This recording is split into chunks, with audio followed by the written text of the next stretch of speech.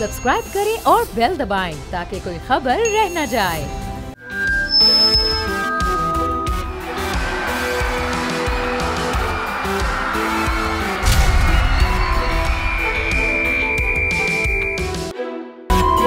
बोल जमहूर के साथ मैं हूं आसिम भट्टी। पानी इंसान की बुनियादी ज़रूरत है और यह ज़रूरत पूरी करनी जिम्मेदारी होती है रियासत की कि रियासत हर इंसान के घर घर तक पानी पहुंचाए। जैसे ही गर्मियों में शिद्दत आती है ऐसे ही पानी के बहरान भी शिद्दत इख्तियार कर जाता है। दूसरी जानिब वाटर टैंकर माफिया अपनी मनमानियाँ करते दिखाई देते हैं। इन तमाम के महरकात क्या हैं, वजूहात क्या हैं, ये आवाम से भी मौजूद हूँ लांडी के लेबर स्क्वायर में। कराची में सर्दियाँ हों या गर्मियाँ, एक मसला ऐसा है जो कि कभी ना हल होने वाला है, जिसे देखकर शहरी भी, उसके अलावा जो हुक्मरान हैं वो भी इसको हल करने की बात तो करते हैं, लेकिन पानी फराहम नहीं किया जा सकता।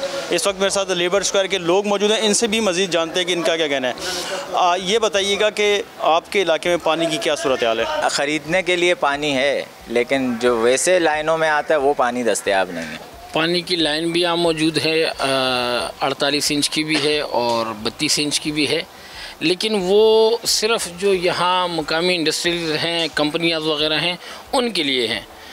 गैर कानूनी कनेक्शनें दिए हुए हैं वाटर बोर्ड की मिलीभगत से, और अगर पानी छोड़ते भी हैं तो ऐसे टाइम में छोड़ देते हैं जिस टाइम लाइट नहीं होती, तो बिना मोटर के आपको पानी नहीं पहुंचता। उसके बावजूद ये सारे जो पानी बेचते हैं ये इनके साथ इनकी मिलीभगत होती है। बस घर में तो हमने बोर की हुई है, बोर की वजह से जिस टाइम लाइट आती है तो हम बोर की मशीन चालू कर ले। लाइनों में तो हमारे लिए पानी नहीं। टैंकर तो ये है कि 15,000 का भी है, 25,000 का भी है, 13,000 का भी है गैलन के हिसाब से। अच्छा, आप ये बताएं, वाटर बोर्ड तो कहता है कि जी हम 1600 रुपये का टैंकर दे रहे हैं या 3200 का टैंकर है, इतने में मिलता है, महंगा मिलता है? मिलता तो होगा, लेकिन हमारे पास आता ही नहीं। हम बोलेंगे तो तब भी नहीं आता। ये जो पानी लाइन में आता है इस्तेमाल के काबिल भी होता है? नहीं, बहुत ज़्यादा इसमें गंद होता है, मैला पानी होता है, और ये काबिल इस्तेमाल सिर्फ कपड़े धोने के लिए, नहाने के लिए, पीने के लिए ये नहीं है। आपने कभी शिकायत की है अपने जो यहाँ के मुताल्लिका जो सियासतदान हैं या जो यहाँ के मुंतखब नुमाइंदे? बिल्कुल की है। मकामी जो यहाँ के चेयरमैन, वाइस चेयरमैन है, उनको भी शिकायत की है। तो यहाँ के वाटर बोर्ड के मुलाजिम हैं, उनको भी की है, मगर वो कहते हैं कि चलो आगे हम शिकायत करते हैं, आगे कंप्लेन करते हैं, उस पर कोई अमल नहीं होता। बिल देती है आवाम जब पानी आता? बिल तो जाहिर सी बात है, वो तो मजबूरी, आप नहीं भी देंगे तो इदारे उससे आपको डरा धमका के उठा के ले जाते हैं। कुछ ही महीने पहले यहाँ पे एक जो है ना गैर कानूनी हाइड्रेंट पकड़ा गया था। पाक रेंजर ने कार्रवाई की और वो हाइड्रेंट उन्होंने जो है ना बंद करवा दिया। तो यहाँ से तकरीबन 6 पाइप वो लोग ले गए थे, तकरीबन 6 इंच के, तो वो पाक रेंजर ने पकड़ा था। ये सारा इनकी मिलीभगत से वाटर बोर्ड की और ये मुकामी जो सियासी लोग हैं। घर में मैंने 2 फिल्टर लगाए हुए हैं, जो लाइन से हम पानी काबिल जो है पीने के काबिल इस्तेमाल जो बनाते हैं, खाने में, आटा गूंदने में या पीने के लिए, तो 2 फिल्टर मैंने लगाए हुए हैं। वो एक से साफ़ होते हैं, फिर दूसरे से साफ़ होकर जो फ़िल्टर होके आते हैं तब वो पीने के काबिल होते हैं। मेरे को यहाँ तकरीबन 42 साल हो गए। मुझे नहीं पता कि यहाँ वाटर बोर्ड के मुलाजिमीन कौन है, यहाँ के इंजीनियर कौन है, यहाँ कौन आता है वो पानी खोलता है, यहाँ कौन उनका सब इंजीनियर है, उनके मुलाजिम कौन है। यहाँ हमारे इलाके के बंदे हैं, वो बेचारे सुबह जाते हैं, उनकी ड्यूटियाँ लगाई हुई हैं। बहरहाल वाटर बोर्ड के बंदे शिकायत हम करते हैं, लेकिन मुझे नहीं नज़र आए हैं यहाँ। जी हाँ, आवाम की जानिब से मुसलसल और शिकायत का सिलसिला जारी है कि ना तो सिर्फ मुताल्लिका इदारे बल्कि जो इनके हुकाम हैं, जो इनके मुंतखब नुमाइंदे हैं, उनकी जानिब से भी कोई इनकी दाद रसी की जाती है। इस पर मज़ीद चल कर आगे देखते हैं हाइड्रेंट की जानिब के वहाँ पर पानी की तरसील किस तरीके से की जा रही है।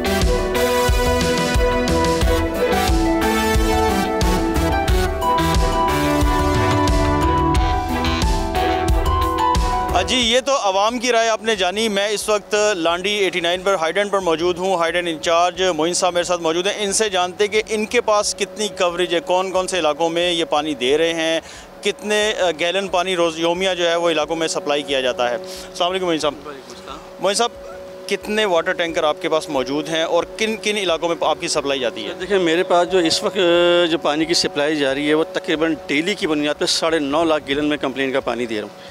मेरे पास जो एरिया मौजूद है लांडी, कोरंगी, शाह फैसल और तकरीबन लांडी कोरंगी का पूरा एरिया मेरे पास मौजूद है, जिसमें 6 लाख गैलन डेली जा रहा है पानी का। उसके बाद फिर हमारे पास आ जाते हैं DHA के इलाके, supreme court, high court, rangers, Bilawal house और मिनिस्टर्स। तकरीबन हमारी जो कंप्लेन बनती है डेली की, हम 9.5 लाख गैलन पानी आवाम को दे रहे हैं पर डे। अच्छा, इसमें आपके पास टैंकर्स की तादाद कितनी है? सर देखिए, मेरे पास जो कंप्लेन के जो टैंकर चल रहे हैं, जो हमारे सिर्फ मखसूस है कंप्लेन के टैंकर, जो सिर्फ हमारी कंप्लेनें करते हैं, इसलिए हमारा उनसे कोई ताल्लुक नहीं होता कमर्शियल का। वो तकरीबन 80 से 90 के करीब टैंकर है जो मेरे पास ये सप्लाई जो हमारे चल रहे हैं कंप्लेन पे। अब मोइन साहब, वाटर बोर्ड की जानिब से आपको योमिया पानी कितना सप्लाई दिए लाइन से आ रहा है? सर देखें, हमारे पास जो डेली का जो पानी है वो तकरीबन 22 से 24 लाख गैलन पानी हमारे पास डेली का। तरीक़ाकार क्या है कि एक मैं आम सारिफ हूँ, मुझे वाटर टैंकर चाहिए, उसके लिए मुझे क्या जतन करने होंगे? सर देखें, इसका तरीका ये है कि हमारी ऑनलाइन बुकिंग चल रही है, ठीक है। रात 12 बजे से लेकर 24 घंटे ये चलती है। आप ऑनलाइन मोबाइल ऐप के थ्रू भी कर सकते हैं, फिर हमारे डायरेक्ट फ़ोन नंबर भी दिए हुए उनके थ्रू भी कर सकते हैं। अदरवाइज़ अगर बिल फर्ज माल अगर आपकी ऑनलाइन नहीं होती है किसी सूरत में, तो हमने हाइडेंट पे बाकायदा मेंशन करके लिखा हुआ है कि 9 से 12 बजे तक के दरमियान में सार्फिन के लिए एक सहूलत रखी है। जिन लोगों की ऑनलाइन नहीं होती वो अपना करंट बिजली का बिल उसमें फ़ोटोकॉपी करा के उसमें मोबाइल नंबर लिख के वो हमारे यहाँ पर जमा करा दें। इंशाल्लाह कोशिश करेंगे 24 घंटे के अंदर अंदर हम वो पानी डिलीवर करा दें। बहुत शुक्रिया मोइन साहब। Thank you. मोइन साहब ने अपने हाइडेंट के हवाले से आगाह किया और आवाम के क्या तहफ़्फ़ुज़ात हैं, हाइडेंट पर किस शफाफियत से पानी लोगों तक पहुँच पा रहा है, इस सारी सूरत हाल पर MD वाटर बोर्ड की जानिब चलते हैं कि वो इस पर क्या कहते हैं कि पानी कितना कराची को दिया जा रहा है और कितनी ज़रूरत है। मैं इस वक्त MD water board Syed Salahuddin Ahmed के साथ मौजूद हूँ। इनसे मज़ीद जानते हैं कि कराची में कितनी पानी की ज़रूरत है और वाटर बोर्ड की जानिब से कितना पानी कराची को दिया जा रहा है। अस्सलाम वालेकुम। जी वालेकुम सलाम। सलाउद्दीन साहब, कराची में पानी की ज़रूरत कितनी है और आपकी जानिब से फ़राहम कितना किया जा रहा है? देखिए, कराची में एक मोहतात अंदाजे के मुताबिक तकरीबन 1200 मिलियन गैलन की डिमांड है और इस डिमांड के एवज़ तकरीबन कोई 650 मिलियन गैलन पानी जो है कराची के आउटस्कर्ट्स को भी मिलाकर दिया जाता है, जिसमें तकरीबन कोई 570 मिलियन गैलन जो है वो किंजर से आ रहा है पानी, जो कि इंडस की सोर्स है, और तकरीबन 70 मिलियन गैलन जो है वो हब डैम से आ रहा है, जो कि हब कैनाल के थ्रू हब पंपिंग स्टेशन से पंप किया जाता है। सलाउद्दीन साहब, आपके इस दौर में हमने पिछले कुछ अरसे में देखा बड़े ऑपरेशन हुए कराची में इलीगल हाइडेंट्स में, कितनी तादाद में ऑपरेशन हो चुके हैं अब तक और कितने हाइडेंट बसमार किए जा चुके हैं? देखिए, कराची के अंदर जो एक जो सबसे बड़ा मसला था वो डिस्ट्रीब्यूशन का भी है, जो अभी भी है, एग्जिस्ट करता है। और ये पिछले कई अरसे से इलीगल हाइडेंट्स जो हैं कराची के आउटस्कर्ट्स पे कार फरमा थे और इनकी बाकायदा रेकी की गई और फिर पता चला कि जी ये हमारी जो वाटर ट्रंक मेंस है उसको पंचर करके अपने स्ट्रक्चर्स बना के और इलीगल तरीके से टैंकरों के थ्रू कंज्यूमर्स को बेचते थे। तो तकरीबन कोई पिछले 6 महीने के दौरान Karachi water and sewerage corporation ने पाकिस्तान रेंजर्स सिंध की मदद से, जिनमें उनका एक बहुत अहम किरदार है, तमाम इन जगहों को आइडेंटिफाई किया और उसके बाद उन हाइड्रेंट्स को तोड़ा। ये तकरीबन कोई 220 हाइड्रेंट्स हैं जिनको ना सिर्फ तोड़ा गया बल्कि उनके जो कनेक्शंस हैं उनको भी मुनक़ता किया गया और फिर साथ साथ ये इंश्योर किया गया कि वो पानी जो बचा है वो वाटर ट्रंक मेंस में वापस चला जाए। तो तकरीबन 25 मिलियन गैलन पानी जो है वापस गया। हुकूमत सिंध बशमूल मेयर कराची जनाब मुर्तज़ा वहाब साहब इसके ऊपर बहुत संजीदा हैं। 3 चीज़ें हैं जिनके ऊपर फ़ौरन काम किया जा रहा है। नंबर 1, ऐसा पानी जो कि अवेलेबल है रिजर्वायर में उनको किसी तरीके तक सार्फिन तक लेकर आया जाए। अब इसमें 3 मेजर प्रोजेक्ट्स जो हैं, जैसे कि हब कैनाल है उसकी रिवैम्पिंग का प्रोजेक्ट है, उसको लाया जा रहा है।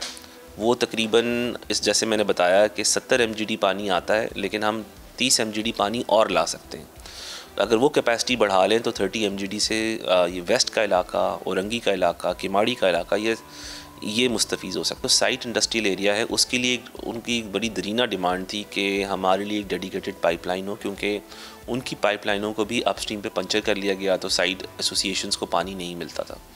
तो उनके लिए एक डेडिकेटेड पाइपलाइन हम पंपिंग स्टेशन से 10 MGD की वो भी अप्रूव की है हुकूमत सिंध ने, और इंशाल्लाह ताला उसकी जो बाकी लवाजमात हैं जैसे कि PDWP होना और प्लानिंग से अप्रूवल होना, उसके बाद टेंडरिंग प्रोसेस होना, तो फिर वो होगा इंशाल्लाह ताला।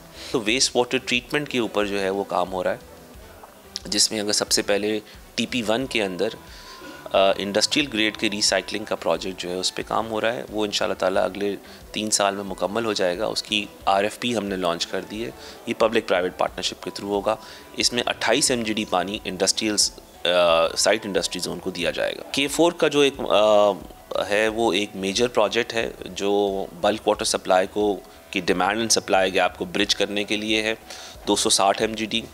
आपको मालूम है कि जो फेडरल गवर्नमेंट है जो वापडा के थ्रू इसको एग्जीक्यूट करा रही है, 126 अरब रुपए का कॉन्ट्रैक्ट है और ये तकरीबन 35 से 40% इस वक्त कम्प्लीट हो चुका है। एंटिसिपेटरी इस साल के एंड तक 50% काम कम्प्लीट हो जाएगा। हमारे पास यानी सिंध गवर्नमेंट के हिस्से में 3 काम हैं जिसमें उनको पावर सप्लाई करना, लैंड को क्लियर करना और ऑगमेंटेशन का काम जो कि पानी आउटस्कर्ट्स पे छोड़ा जा रहा है उसको नीचे लेकर आना है। नेक्स्ट 3 इयर्स जो मैं समझता हूँ कि बाय मई जून 2027 में हर तमाम एंगल से कंप्लीट कर लिया जाएगा। जिनको पानी मिल रहा है उनकी तरफ से बिलिंग पूरी आ रही है? देखिए, ये बहुत अच्छा सवाल किया। कोई भी ऑर्गेनाइजेशन या यूटिलिटी बग़ैर रिकवरी के नहीं चल सकती। Unfortunately over a period of times हमने ये देखा कि Karachi water and sewerage corporation को जो डोमेस्टिक कंज्यूमर्स हैं, रिटेल कंज्यूमर्स, घरेलू सार्फिन, वो बिल अदा नहीं करते और अगर करते हैं तो बहुत कम बिल अदा करते हैं। अब मैं इसकी मिसाल आपको ऐसे देता हूँ कि तकरीबन कोई यकीन जानिए तकरीबन कोई 30% के करीब ऐसे सार्फिन हैं जो बिल देते हैं। 70% सार्फिन बिल नहीं देते या देते हैं जब ज़रूरत पड़ती है तब दे देते हैं, या जैसे हम समझते हैं कि किसी ने घर बेचना हो तो वो आया हो, उस सूरत में ये मामलात आते हैं साथ। दूसरी तरफ इंडस्ट्रियल जोन्स हैं। इंडस्ट्रियल जोन्स की मीटरिंग के ऊपर KWNSB जो है वो काम कर रहा है और इस सिलसिले में 5000 मीटर्स जो हैं वो प्रोक्योर किए जा रहे हैं जो अगले 2 से 2.5 साल के अंदर तमाम इंडस्ट्रीज़ में लग जाएंगे। आखिर में ये बताइएगा सर कि टैंकर माफिया को लगाम कैसे दी जा सकती है, क्योंकि इल्ज़ाम ये दिया जाता है कि पीछे से पानी चोरी होता है और फिर उन्हीं इलाकों में लाके वो पानी फ़रोख्त कर दिया जाता है। देखिए, जो ये ऑपरेशन हमने किया उसका जो एक जो पॉजिटिव एक्सटर्नैलिटी जिसको हम कह सकते हैं एक फ़ायदा हमें ये हुआ और जो हमने कोशिश भी की उसको मैक्सिमाइज़ करने की, वो ये थी कि ये जितने टैंकर्स इन इलीगल जगहों से भर रहे थे उनसे कहा आप हमारे पास से आके भरें और हम आपको रेगुलराइज़ करते हैं। आपको हमने इनको QR कोड दिया, इनका तमाम डाटा डिजिटल तरीके से डिजिटल डाटाबेस में डाला। मैं आपके चैनल के तवज्जो से अवाम नास से अपील करता हूं कि सिर्फ पानी Karachi water and sewerage corporation के मंजूर शुदा टैंकरों से ही ख़रीदें। उनके ऊपर QR कोड लगा हुआ है, वो आपको इलेक्ट्रॉनिक रिसीट देते हैं। जो कोई शख्स आपको मैनुअल रिसीट दे रहा है वो Karachi water and sewerage corporation को पैसे नहीं दे रहा बल्कि वो चोरी करके ला रहा है। बहुत शुक्रिया sir. MD water board Syed Salahuddin बता रहे थे कि आवाम से भी रिक्वेस्ट कर रहे हैं कि जो लोग पानी इस्तेमाल कर रहे हैं वो बिल भी अदा करें ताकि उनकी मेंटेनेंस और उनके दीगर जो लवाजमात हैं वो भी पूरे किए जाएं। दूसरे साथ ही सलाउद्दीन साहब ने ये नवीज़ सुनाई कि K4 का मंसूबा जिस पर काम ज़ोर शोर से जारी है और जल्द वो भी मुकम्मल होगा, जिसके बाद कराची में बड़ी पानी की जो कमी है उसको पूरा किया जा सकता है।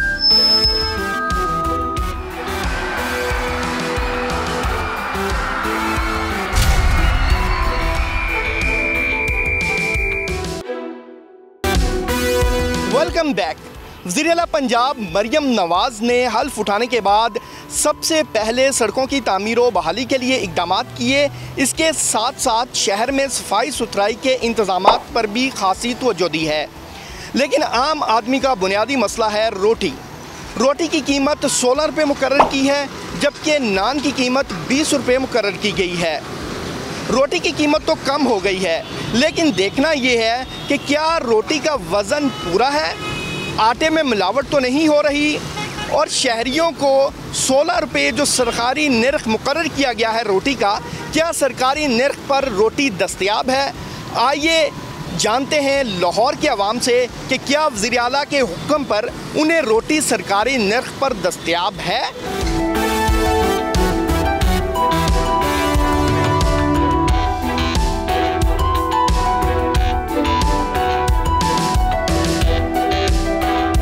इस वक्त हम मौजूद हैं लाहौर के इलाके अपर माल में और यहाँ के रिहायशियों से जानते हैं कि इन्हें रोटी सरकारी निर्ख पर दस्तयाब है या नहीं? बताइएगा सर, रोटी आपको 16 रुपये में ही मिल रही है और इस इकदाम को आप कैसे देखते हैं? मिल रही है, अच्छी मिल रही है, 16 रुपये की। 16 रुपये की मिल रही है। नान 20 रुपये में मिल रहा है? मिल रहा है जनाब। नान का जो वज़न है वो कम तो नहीं है 120 ग्राम से? और रोटी का वज़न बराबर है सर, सब कुछ बराबर है? सब कुछ बराबर है सर। वज़ीर-ए-आला पंजाब के इस इकदाम को आप कैसे देखते हैं? अच्छा देख रहे हैं, अच्छा कर रही है, बाकी चीज़ें भी सस्ती करें ना। आप क्या कहेंगे भाईजान, रोटी आपको सरकारी नर्ख पर मिल रही है? 16 रुपये में मिल रही है? जी 16 रुपये में मिल रही है। नान 20 रुपये का मिल रहा है? जी 20 रुपये का। मेयार ठीक है रोटी और नान का? ठीक है। वज़ीर-ए-आला पंजाब मरियम नवाज़ के इस इकदाम को आप कैसे देखते हैं? ये हम चाहते हैं कि बाकी चीज़ें भी सस्ती करें, सब्ज़ी भी सस्ती करें, बाकी चीज़ें गोश्त वगैरह हर चीज़ सस्ती करें। ये बाकी महंगाई है और ये आटा सस्ता कर दिया है, आटा भी सस्ता करें। आगे ये अवाम देख रहे हैं आप, तंग हो रही है। 20 रुपए की 40 रुपए की पहले रोटी मिलती थी, अब 16 रुपए की हो गई है, कुछ सस्ती हो गई है, लेकिन आटा भी सस्ता करें ना। जो ये अवाम लेते हैं, ये होटल वाले जो लेते हैं आटा, ये पीछे से महंगा है पड़ा और आगे रोटी ये सस्ती देते हैं, ये तो काम नहीं है ना। ये फिर कहाँ से पैसे पूरे? यार इन्होंने ये जो सस्ता किया है, इसकी वो दूसरी चीज़ें महंगी कर दी हैं। अब तो मेरी ज़बान ही इजाज़त देती कि मैं इन हुक्मरानों के बारे में बात करूं। ये हैं ही ऐसे हैं, तो मैं बात ज़्यादा नहीं करना चाहता। बाकी चीज़ों पे बिजली पे बोझ डाल दी है, और चीज़ों पे बोझ काफ़ी डाल दी है। ये इस काबिल नहीं है कि इनकी ज़बान पे अपना नाम लिया जाए। जो आपका आटा वैसे भी सस्ता हुआ है, इसके साथ फिर ज़्यादती हो रही है। मिडल मैन जो है, जो वो काश्तकार से ज़्यादती कर रहा है, वहाँ से वो 3000 रुपये का वो मन ले रहा है, लोगों को उसने 4200 का मन देना है। यहाँ पर गवर्नमेंट खामोश है, क्यों नहीं एक्शन ले रही इसके ऊपर? आ जाके नुकसान गरीब काश्तकार का है, जिसने 8000 की 16000 की खाद की बोरी इस्तेमाल करनी है, उसको क्या मिलेगा बेचारे को? असल तो ये निज़ाम है, इसको ठीक करने की ज़रूरत है। अब कुछ और लोगों से भी बात करते हैं। भाईजान बताइएगा, रोटी की कीमत 16 रुपये, नान 20 रुपये का, क्या कहेंगे? सर रोटी की कीमत बहुत खुशी हुई है कि 16 रुपये की है, नान 20 रुपये का किया, बहुत खुशी हुई। लेकिन इनको चाहिए कि वो वही मेयार रखें। लेकिन अब रोटी तो 16 की है, लेकिन वो 16 वाली रोटी नहीं है, रोटी 20 रुपये की पड़ रही है, क्योंकि उन्होंने वज़न कम कर दिया, नान का वज़न कम कर दिया है। आते हैं तंदूरों पे छापा मार के चले जाते हैं, लेकिन उनका कोई फ़ायदा नहीं है। क्यों? जब तक हमारे इलाके का SHO साहब को सारे इख्तियार दिए जाएं, वो एक सिपाही यहाँ से गुजरे सारे रेडी हो जाते हैं, अपना आटा भी ठीक कर लेते हैं और रोटी भी ठीक कर लेते हैं। ये छापेमार जो टीमें आती हैं, ये वक्ती तौर पे गवर्नमेंट के ऊपर बोझ है, इतना का बोझ है कि आप देखें सारा दिन उन्होंने सर्वे करनी है और 2-2 अफसर 3-3 गाड़ी में फिरते हैं। वो पेट्रोल किसका है? हमारा अवाम का है। पेट्रोल अवाम का खर्च हो रहा है। इन्वेस्टमेंट जो उनके ऊपर मजिस्ट्रेटों पे की जा रही है, वो सारा एक इलाके का SHO वो पूरे इलाके को कंट्रोल करता है ना। एक कांस्टेबल यहाँ से फिर जाए, जी बिल्कुल इनका मौक़िफ़ आ गया। अब कुछ आटा भी देख लें, कुछ ख़वातीन भी यहाँ पे मौजूद हैं, उनसे जानते हैं। आप बताइएगा कि खातून वज़ीर-ए-आला पहली पंजाब की, उन्होंने रोटी की कीमत कम की है, आप इस इक़दाम को कैसे देखते हैं? पहले बहुत ज़्यादा महंगाई थी तो गरीब इंसान तो रोटी खा नहीं सकता था, अब ठीक है, क्योंकि ये उन्होंने बहुत अच्छा किया है कि नहीं, अब थोड़ा सा कम हुआ, इतना भी नहीं, पर बाकी चीज़ें महंगी हैं जो भी हैं। हाँ जी, हाँ जी, हर चीज़ महंगी की थी, ये तो शुक्र है कम हो गया है थोड़ा सा। रोटी का मियार ठीक है? हाँ जी, अब तो थोड़ा सा ठीक है। हाँ जी, यहाँ तो इन्होंने बहुत महंगाई की थी, अब थोड़ा सा शुक्र है ठीक है। जी बिल्कुल, आवाम के शिकवे शिकायत तो आपने सुनी। कोई कह रहा है कि रोटी 16 रुपये पे नहीं मिल रही, और कोई कह रहा है रोटी का वज़न कम है, और कोई कह रहा है कि रोटी की कीमत मज़ीद कम होनी चाहिए। लेकिन इस सारी सूरत हाल पर नान भाई क्या कहते हैं, उन्हीं से जानते हैं। सर बताइएगा, हुकूमत पंजाब ने रोटी की कीमत 16 रुपये मुकर्रर की है, लेकिन तंदूर मालिकान के बड़े शिकवे शिकायत हैं, आपके क्या तहफ़्फ़ुज़ात हैं? जनाब मैं पंजाब को हुकूमत से ये गुजारिश करूँगा कि हमने 10 से 12 दिनों में हम 2 से 3 लाख रुपए के मैदे वाले के मकरूज हो गए, और हमारी जो बजट है ये बराबर नहीं हो रहा है। हम हुकूमत से ये गुजारिश करेंगे कि हमारा रेट हमें वापस दिया जाए, या तो आटे का रेट मज़ीद कम किया जाए। फाइन में तो बहुत ज़्यादा नान में नुकसान हो रहा है, क्योंकि गैस है, बत्ती है, लेबर है। जो लेबर की दिहाड़ियाँ बढ़ी हुई है वो हमें कम होती हुई नहीं नज़र आ रही, क्योंकि लेबर नीचे वाले रेट पे नहीं काम कर रही है। खुदा रहा हमें हमारा रेट वापस दिया जाए, वरना हमारे पास हड़ताल के अलावा और कोई रास्ता नहीं है। ये तो 10 से 12 ख़ानदानों का मसला है, वो लोग बेरोज़गार हो रहे हैं, बेघर हो रहे हैं। जी बिल्कुल, तंदूर मालिकान का कहना है कि हुकूमत ने रोटी की कीमत तो कम की है, लेकिन जो तंदूर के अखराजात हैं वो कम नहीं हो रहे, और जिसकी वजह से गुज़िश्ता 12 से 15 दिनों में जब से रोटी का जो सरकारी निर्ख है वो 16 रुपये मुकर्रर हुआ है, वो लाखों रुपए के मकरूज़ हो चुके हैं।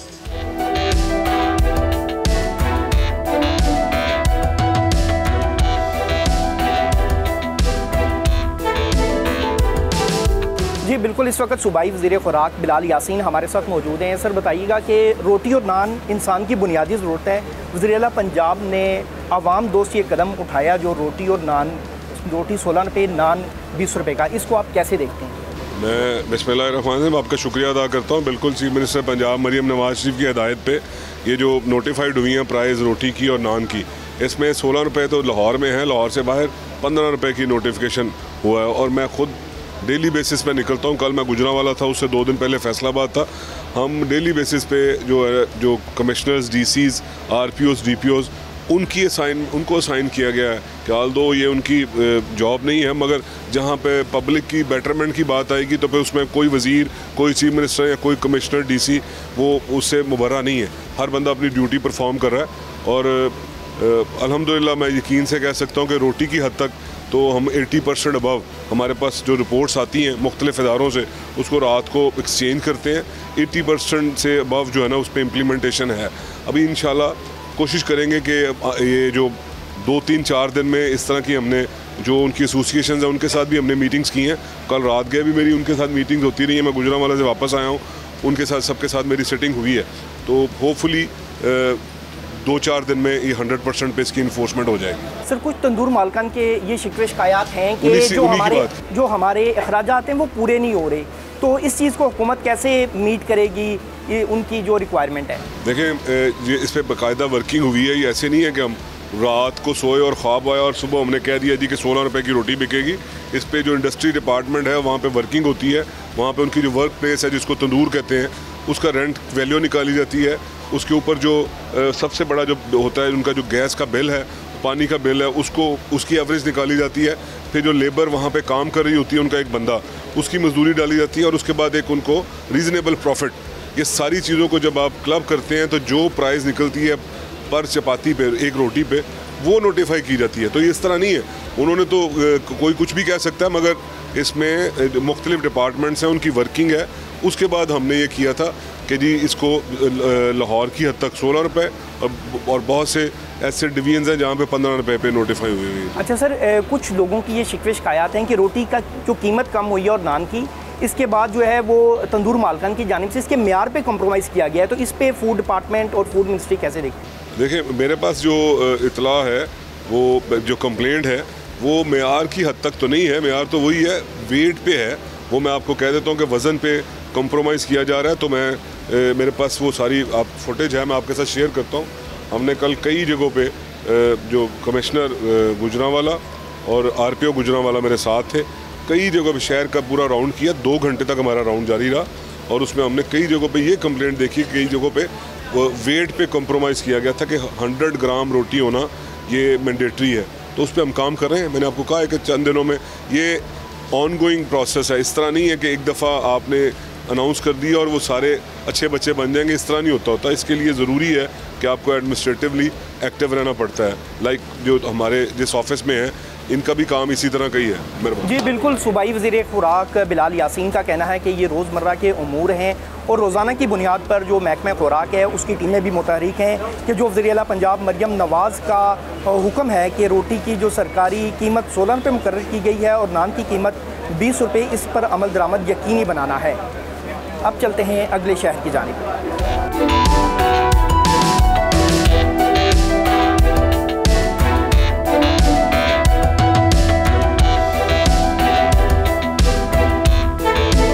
मुल्तान शहर की तारीख हजारों साल पुरानी है, कई दौर यहाँ से गुजरे। ये तमाम तर जो सकाफत है और यहाँ की जो तहजीब है वो मुल्तान शहर अपने अंदर समोए हुए है। मुल्तान शहर की तारीख 6000 साल पुरानी है, जिसमें उसकी तहजीब, उसके तमद्दुन भी उसकी अक्कासी करता है। नई हुकूमत से यहाँ के शहरियों को बेपनाह तवक्कुआत हैं। ख़ुसूसन पंजाब की पहली खातून वज़ीर आला पंजाब से यहाँ पर लोगों को कई तवक्कुआत हैं, लोगों से ही जानते हैं। आइए चलिए कि नई वज़ीर आला से क्या तवक्कुआ है, क्या कहेंगे उन्हें हम कहेंगे कस्टमर तो वो तो चीज़ें सस्ती करे, महंगी ना करे, मेरा मेहरबानी होगी। हम गरीब बंदे यही कारोबार करेंगे, ये खाने पीने को हो जाए कोई। ठीक है, आपने गरीब की बात सुनी। एक रिक्शा ड्राइवर है। अवाम नई हुकूमत से क्या तवक्कुआत रखते हैं कि बेहतरी होगी? लगता तो नहीं सर बेहतरी के हालात हमारे को, जिस तरह हालात जा रहे हैं गरीब तबका सारा नीचे जाता जा रहा है। महंगाई इतनी है कि अवाम इतने परेशान है, कमाता 200 है, शाम को जब खर्चे को देखा जाए 800-1000 तक। क्या काम करते हैं आप? हम मजदूरी करते हैं सर। हाँ जी। तो क्या इस वैसे तवक्कुआत क्या है कि गवर्नमेंट क्या ठीक कर दे तो आपके मसले हल हो जाएंगे? गवर्नमेंट सर यही कर दे जो रोज़मर्रा इस्तेमाल होने वाली चीज़ें, आटा घी चीनी हो गया, क्योंकि इसके बगैर तो गुजारा नहीं है। यही चीज़ अगर सस्ती हो जाए, चलो गरीब बंदा जो भी है ना वो गुजारा कर सकता है अपना, मतलब 500 भी कमा ले, चलो 400-300 का सामान आ जाए, 200-300 बंदा स्टोर भी कर लेता है। अभी सर हमें तो कोई चीज़ नज़र नहीं आ रही। वो गंदा माही है ना, इसलिए वो आटा लेके आए हैं, वो भी सही नहीं है। क्या करें, रोटी तो वैसे ही मिल रही है 20 रुपए 25 रुपए। रोटी कम नहीं हुई? नहीं हुई कम। क्या कहेंगे नई वज़ीर आला मरियम नवाज को? वो खुद आप चेक करें, वो लाहौर को चेक करती है, पूरे पंजाब को चेक करे। वो तो उधर अपना शहर है, वो अपने शहर में खड़ी है, वोट भी दिया है, जो भी किया है वो कुछ नहीं करते। जितनी गरीब आवाम बेचारी पिस रही है, क्या करे बेचारा। अब ये हालात क्यों बिगड़ रहे हैं? ऐसी गुर्बत की वजह से बिगड़ रहे हैं। कोई जॉब वगैरह नहीं, कोई मसले नहीं है, आवाम बेरोजगार फिर है, महंगाई इतनी होगी जिसका हिसाब नहीं भाई। बस यही है, अगर हुकूमत खुद अपने बारे में सोचेगी तो सबके बारे में सोचेगी। दारी बात है, जो आता है वज़ीर आज़म कोई भी हो भाई, हर कोई अपनी जेब पे ही भरता है भाई। गरीब आवाम का कोई नहीं कुछ सोचता। हमारे यहाँ पे कोई निज़ाम नहीं है, सिस्टम नहीं है, तरीक़ेकार नहीं है, ना नौकरियाँ ना कुछ है।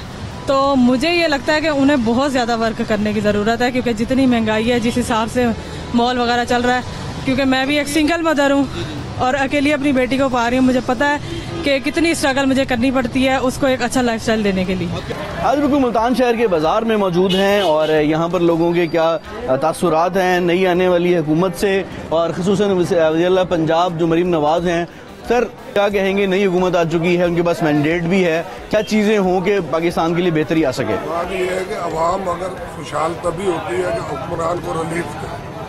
हर चीज़ का तो इन्होंने हिसाब ऐसा रखा है कि ना आम आदमी की पहुँच से बाहर। तो थोड़ा सा रिलीफ देंगे हर चीज़ में, बिलों में, किसी पेट्रोल में, किसी चीज़ में, तभी तो ये बात बनेगी ना। वज़ीर पंजाब को क्या कहेंगे कि वो मुल्तान भी आएँ और बात भी करें? आए, विजिट करें, उनका हक बनता है, आके देखें कि हमारी आवाम कहाँ जा रही है, कैसे है, कैसे गुजर बसर कर रही है। बाजार में देखें आप हालात क्या है, बंदा नजर नहीं आ रहा। एग्जैक्टली इसी तरह ही है। तो फिर ऐसे कैसे चलेगा? हर बंदा बददुआएं दे रहा है इनको, चाहे वो कोई आ जाए। इमरान की हुकूमत थी, उसने कुछ नहीं दिया, इन्होंने आते डंडे बरसा दिए।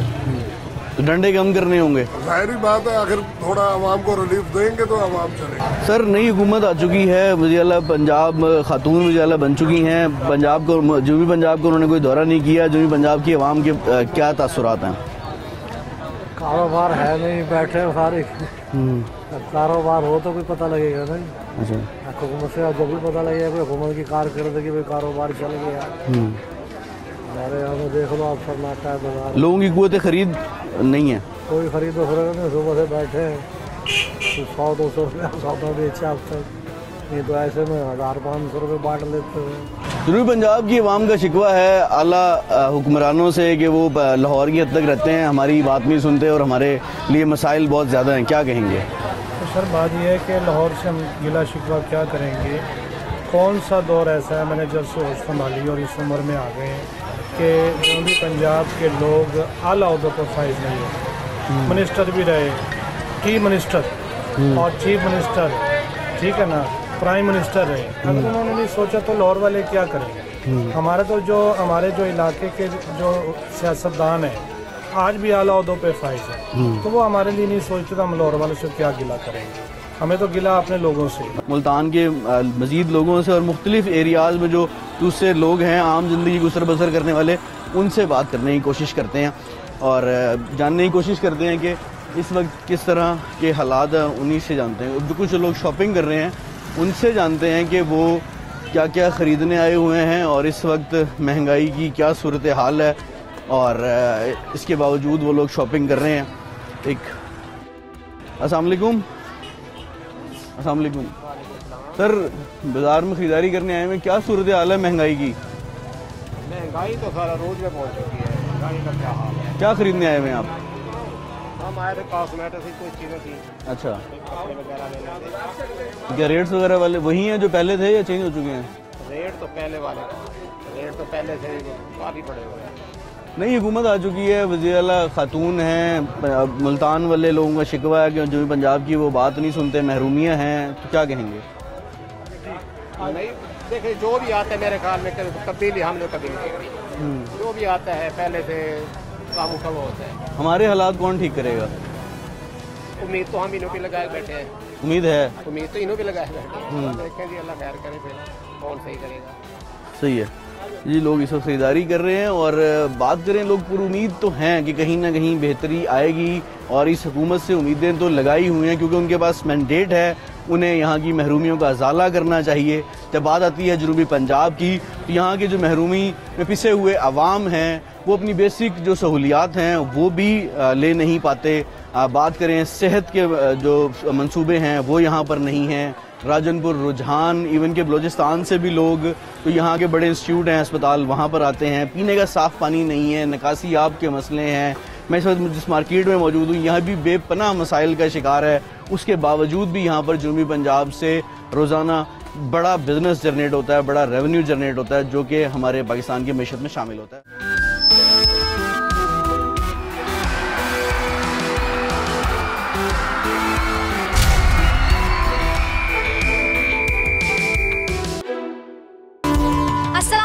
प्रोग्राम बोल जमूर के साथ मैं हूं महपारा जमान। आज के प्रोग्राम में हम बात करेंगे मुल्की मईशत पर IMF की जानिब से मिलने वाले कर्ज के हवाले से। वाशिंगटन में होने वाले इजलास में पाकिस्तान को 1.10 अरब डॉलर का कर्ज दे दिया गया। 3 अरब डॉलर में से 1.10 अरब डॉलर का कर्ज पहले दिया जा चुका है। वज़ीर-ए-आज़म शहबाज शरीफ का कहना है कि इस कर्ज से हमारे मुल्क में इस्तेहकाम आएगा। इसके लिए हमें मुश्किल फैसले तो लेने पड़े, लेकिन इसके समरात जो हैं वो इस्तेहकाम की सूरत में सामने आए हैं। अब सवाल ये है कि IMF के कर्ज से क्या हमारे मुल्क में इस्तेहकाम आएगा? क्या उनकी कड़ी शराइत को मानने के बाद हमारा मुल्क मुआशी तौर पर बेहतर हो सकेगा या नहीं? आइए जानते हैं आवाम से। मुझे बताइएगा कि ये जो IMF ने पाकिस्तान को कर्ज देने की मंजूरी दी है, इससे मुल्क में, मुल्क की मईशत में कोई इस्तेहकाम आए? इंटरनेशनल बिजनेस और इंटरनेशनल ट्रेड की हमें ज़रूरत है, लेकिन इस वक्त IMF को पाकिस्तान की बेल आउट ज़रूरी है क्योंकि पाकिस्तान के पास इतने अखराजात नहीं है, एक्सपोर्ट नहीं है कि वो चल सके। ये आखिरी मौका है हुकूमत के पास और ये IMF का बेल आउट मिलना ज़रूर। हम इंडिया थोड़ी है कि 1991 में इंडिया ने IMF को अलविदा कह दिया। उसने सारा सोन को सही तरीके से यूटिलाइज़ किया।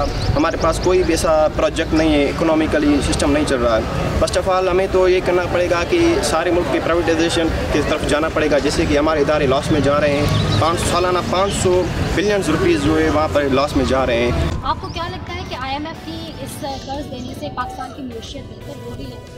बिस्मिल्लाहिर्रहमानिर्रहीम। मेरा नाम बिस्मिल्लाह खान है और मैं कायद-ए-आज़म यूनिवर्सिटी में पब्लिक एडमिनिस्ट्रेशन एक्ट सेमेस्टर कर रहा हूँ। बेसिकली हमारी ये स्टडी भी इसी हवाले से है कि पब्लिक पॉलिसीज़ को किस तरह इम्प्लीमेंट किया जाता है गवर्नमेंट की तरफ से। तो IMF भी एक इंटरनेशनल फाइनेंशियल इंस्टीट्यूशन है कि इसका बनने का मकसद भी यही था कि किस तरह एक डेवलपिंग कंट्री जो बैलेंस ऑफ पेमेंट क्राइसिस की तरफ चले जाते हैं, तो उनको क्राइसिस से निकालने के लिए फाइनेंशियल उनको क्राइसिस से निकालने के लिए किस तरह उनको फैसिलिटेट किया जाए, उनकी पॉलिसी मेकिंग किस तरह की जाए कि वो जो डेफिसिट्स हैं उनको ओवरकम करके फाइनेंशियली सरप्लस की तरफ चले जाएं। तो इसमें IMF का सबसे बड़ा किरदार तो ये है कि इसके बेसिकली बहुत सारे प्रोज हैं और कॉन्स भी हैं। तो प्रोज में सबसे पहले तो ये है कि एक मुल्क को शॉर्ट टर्म फाइनेंशियल स्टेबिलिटी मिल जाती है, और अगर हम कॉन्स की तरफ चले जाते हैं तो एक मुल्क को अपनी जो सोवरेनिटी होती है वो एक कंप्रोमाइज सोवरेनिटी देनी पड़ती है on the behalf of that short term financial loans. तो इसका एक कि ये बड़ा हमारे मुल्क में भी एक क्राइसिस है। इसके दूसरे कॉन्स में ये है कि अगर ये IMF के लोन की तरफ चले जाते हैं तो हमारे मुल्क में जो महंगाई रूज पे चले जाएगी, क्योंकि जो एक मार्जिनलाइज ग्रुप्स हैं उन लोगों ने भी बियर करना होता है, क्योंकि टैक्सेशन अगर फ्यूचर अगर IMF अपने बेल आउट प्रोग्राम को इम्प्लीमेंट करवाती है, स्ट्रिक्ट पॉलिसीज़ होती हैं, उनकी पॉलिसीज़ को इम्प्लीमेंट की तरफ चले जाएँ तो उनके पॉलिसीज़ में आपको सब्सिडीज़ ख़त्म करनी पड़ती है। सब्सिडीज़ में जो टैरिफ्स हैं वो ज़्यादातर उसका रेशो जो है वो आम आवाम पर पड़ जाता है, जो निचली तबका है उन पर पड़ जाता है। तो हुकूमत को चाहिए कि उस पर एक अच्छा सा फाइनेंशियल लॉन्ग टर्म करे, प्रोग्राम के ड्यूरेशन को भी बढ़ाए और उसकी जो कैपेसिटी है उसको भी बिल्ड किया जाए। जैसे फॉर्मली 3 बिलियन प्रोग्राम था, लेकिन अभी उसको अब हुकूमत भी चाह रही है कि मोहम्मद औरंगज़ेब जो हमारे वो हैं मिनिस्टर हैं फाइनेंशियल, उसके तो उन्होंने इस बार ये अच्छा इकदाम किया है कि उसको बढ़ा के 7 to 8 बिलियन कर दिया जाए और उसका ड्यूरेशन भी बढ़ाया जाए, ताकि हमारा मुल्क जो है वो फाइनेंशियल रिफॉर्म्स की तरफ चला जाए, लॉन्ग टर्म रिफॉर्म्स हो। रिफॉर्म्स का मकसद ये है कि ट्रांसपेरेंसी लाया जाए, रूल्स एंड रेगुलेशन बढ़ाया जाए और रूल ऑफ लॉ की तरफ चलाया जाए। आवाम तो सबसे पहले उनको तो रोज़गार चाहिए, खाना चाहिए, तो हुकूमत को चाहिए कि उनके लिए अभी जो प्रोग्राम्स ला रहे हैं बेनज़ीर इनकम सपोर्ट, उसमें हुकूमत 2000 रुपये दे के ऐसे बोलती है जैसे मैं बोला कि 2000 रुपये से उन लोगों का एक दिन का मतलब खर्चे नहीं।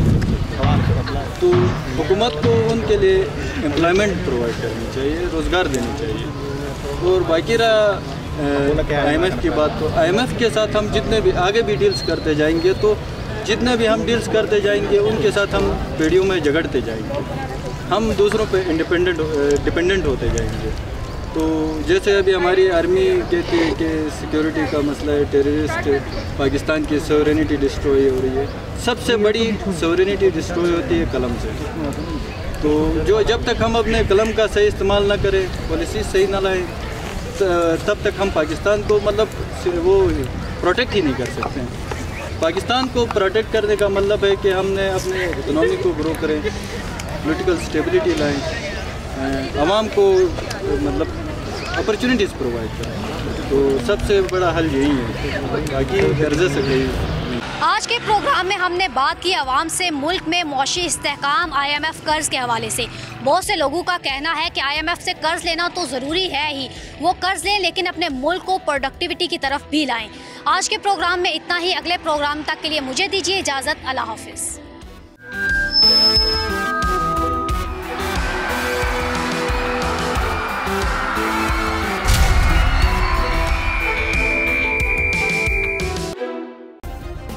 सब्सक्राइब करें और बेल दबाएं ताकि कोई खबर रह न जाए।